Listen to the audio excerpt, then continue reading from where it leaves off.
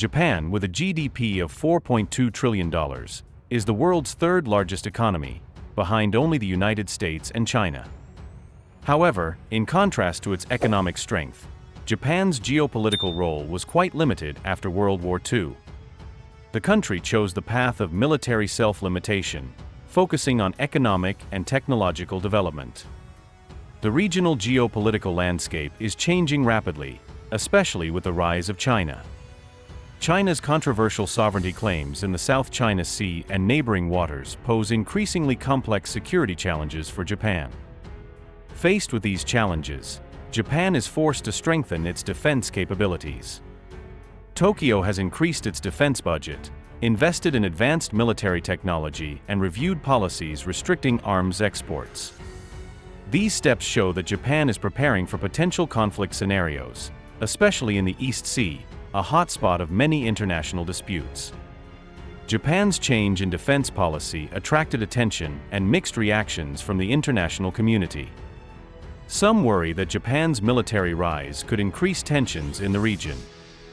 However, there are also opinions that this is a necessary step to maintain the balance of power and stability in East Asia. Japan needs to ensure its ability to defend itself against potential threats, while contributing to regional security. Japan's road ahead still has many unknowns. The country needs to balance ensuring national security with maintaining peace and stability in the region. How Japan uses its new military power will be an important question shaping the future of East Asia. The East Sea, with an area of more than 3.5 million square kilometers, is a vast and beautiful sea. This place possesses a diverse ecosystem and rich resources, playing an important role in human life. The East Sea is one of the most important maritime routes in the world, with more than one-third of the total number of ships passing through each year. This is a vital trade route connecting Asia, Europe, and the Middle East, contributing greatly to the global economy. Under the blue waters of the East Sea are abundant natural resources, including rich fishing grounds, huge oil and gas reserves, and valuable minerals. Proper exploitation and use of these resources can bring great benefits to countries in the region. However, the South China Sea is also the focus of fierce disputes among coastal countries, including China, Vietnam, Philippines, Malaysia, Brunei, and Taiwan. Each country has its own claims to sovereignty over the waters and islands of the East Sea. China makes the unreasonable claim of the Cow Tongue Line, covering most of the East Sea area, violating international law and the legal rights of other coastal countries. China continuously carries out militarization actions, illegally building artificial islands, threatening and harassing the mining activities of neighboring countries, causing tension and instability in the region. The international community strongly condemns China's illegal actions, affirming the right to freedom of navigation and aviation in the East Sea. Countries in the region also strengthen cooperation and association to protect their legitimate rights. To ensure security and freedom of navigation, countries such as the United States, Australia, Canada, and others regularly conduct patrols in the area, known as a freedom of navigation operations. The East Sea is facing many challenges, but also has many potential opportunities for cooperation and development. Resolving disputes peacefully, respecting international law, and the common interests of the region is essential to turning the East Sea into a sea of peace, prosperity, and safety for all. China's response to these activities is becoming more and more drastic, from relatively gentle tailing of foreign warships to the use of more dangerous measures such as firing lasers. Notably, the Chinese Navy has surpassed the United States in terms of number of ships, increasing concerns about the balance of power in the region. With all these factors, the East Sea is becoming an area with great potential for conflict. Many experts even warn that this could be the place where World War III breaks out if the situation is not controlled. This highlights the importance of maintaining diplomatic dialogue and abiding by international law to resolve regional disputes. Although the Navy is large in number of ships, this country does not stop there.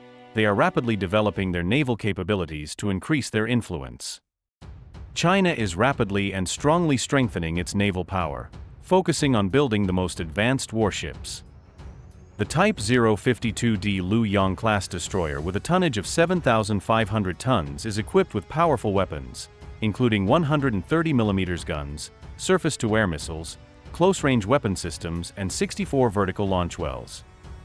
The Type 055 Ren class destroyer is larger with a tonnage of 13,000 tons and possesses 112 vertical launch wells, torpedo tubes, and effective anti-air, anti-ship, and anti-submarine capabilities. China currently operates 56 conventional and nuclear-powered submarines, and is expected to increase to 60 in the near future. This submarine force includes nuclear-powered attack submarines carrying guided missiles. China currently owns the most aircraft carriers in the world, including the newest Type 003 Fujian aircraft carrier. It is the world's largest conventionally powered aircraft carrier and the only non-Western aircraft carrier equipped with a launch and landing system for aircraft with brakes, allowing it to accommodate a variety of aircraft than its predecessors. Unlike the United States, China is currently focusing more on aircraft carrier development. This shows China's ambition to expand its naval influence and ability to conduct military campaigns abroad. With strong investment in modern warships, China possesses an increasingly powerful navy. This poses new challenges and opportunities for the Asia-Pacific region, requiring countries in the region to have cooperation and appropriate policies to ensure common security and stability. Despite possessing the most aircraft carriers in the world, China continues to build larger and more powerful aircraft carriers, along with other types of warships. China's constant modernization and expansion of its navy poses a big challenge for countries in the region, especially Japan. Aware of the threat from China, Japan is also increasing spending on defense, especially on the navy. Japan's 2024 defense budget is expected to reach $52.9 billion, the highest ever. In the next 5 years, Japan pledges to spend a total of $307 billion on the military, an increase of 250% compared to spending in the past 5 years. This huge level of investment shows Japan's determination to keep up and compete with China. Japan's military strengthening aims to equip itself with the most advanced weapons and technology to be able to confront China. Strengthen defense capabilities to protect your territory and waters from external threats. Japan also plays an important role in maintaining peace and stability in the Asia-Pacific region. The military buildup contributes to strengthening Japan's position and demonstrates its commitment to resolving disputes peacefully. The Japanese Navy, also known as the Japan Maritime Self-Defense Force (JMSDF), is currently one of the strongest navies in the world. However, Japan is implementing 3 new shipbuilding programs to strengthen its navy. The newest Maya-class destroyers. The bulk of the JMSDF fleet's escort was provided by its destroyers. The Maya-class destroyer plays a key role in the escort fleet of the JMSDF Japan Maritime Self-Defense Force. The 2 newest ships of this class, JS Maya and JS Haguro, which entered service in 2020 and 2021 respectively, represent the pinnacle of Japanese naval power.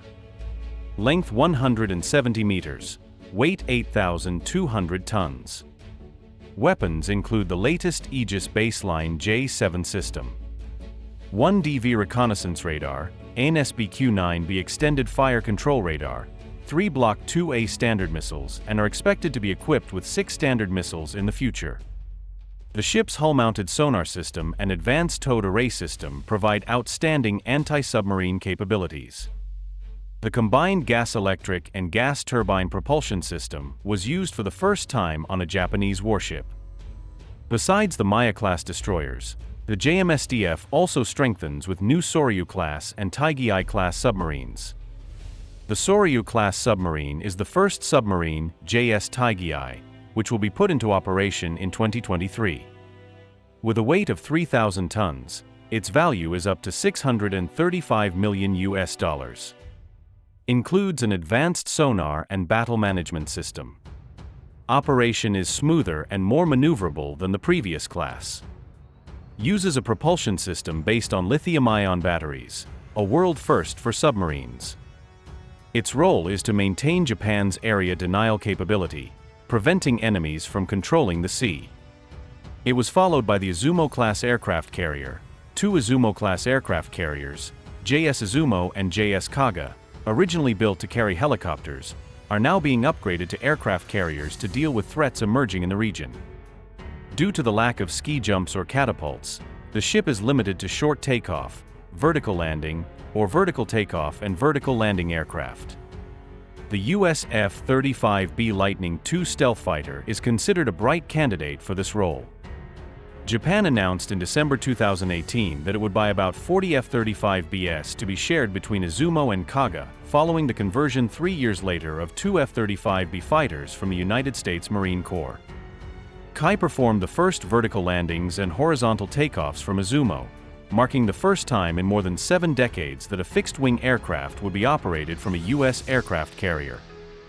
Japanese aircraft carriers will also contain many anti-submarine helicopters, search and rescue helicopters, and many other types of aircraft for integrated defense. Each carrier has an air defense suite consisting of 2 phalanx and 2 close combat weapon systems crammed with these systems, and a boat full of other systems powered by the propulsion system of a KAGAG with 2 shafts and 4 GEIHLM 2500 gas turbines. IEC produces up to 112 100 horsepower. This propulsion system can push an aircraft carrier to a maximum speed of 30 knots and provide enough power throughout the entire ship to serve 520 people in all.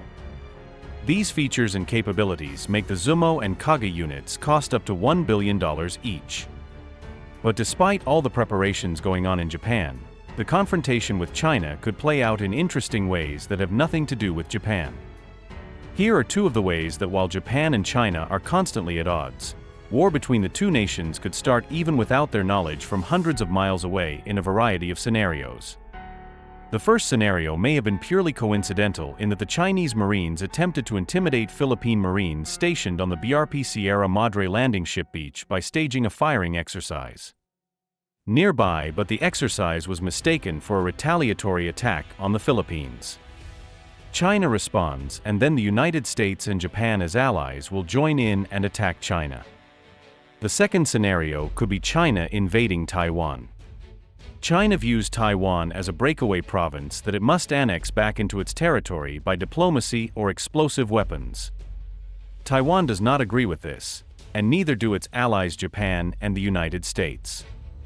So, they would certainly get involved if war broke out between China and Taiwan in either scenario. A war broke out between China and Japan without a direct confrontation between the 2 countries, and of course war could break out with a direct confrontation between them. Japan is likely to go to war with the second most powerful country on the planet, and they have put all their strength and determination into winning.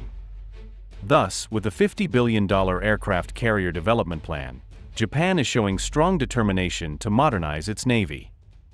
This aircraft carrier is not only an important step forward in Japan's defense capabilities, but also a clear message to China about the balance of power in the region. The best scenario is to win. This war will never happen, and to ensure the best scenario becomes reality. However, can this aircraft carrier really crush China as the title stated? Or is it just part of a larger picture of strategic balance in East Asia? This also depends on many other factors, including the reactions of China and other countries in the region. If you think Japan's new aircraft carrier will make a big difference in the regional balance of power, comment number 1. If you think its impact will be limited, comment number 2. Remember to like, share the video, and don't forget to subscribe to the channel so you don't miss the next interesting analysis of the military and geopolitical situation in East Asia. Thank you for watching.